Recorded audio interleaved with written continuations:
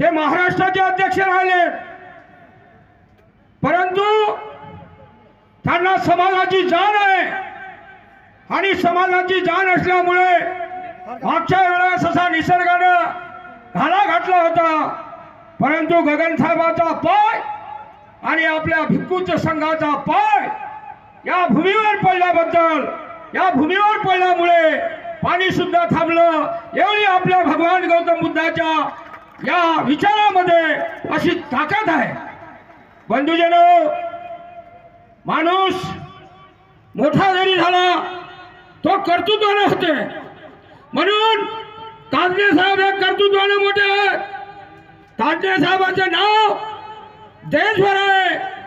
गगन मलिक साहेबांना सुद्धा त्यांची तारीफ केली की तुमचे विभागदळ, तुमचे आमचे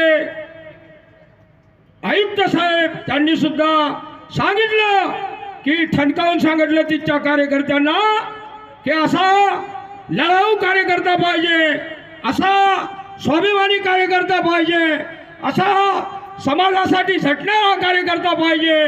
म्हणून तांदळे साहेबांचं जेवढं कौतुक करू आपण तेवढं कमीच आहे। एवढं बोलून मी माझे 2 शब्द समाप्त करतो। जय हिंद, जय बुद्ध।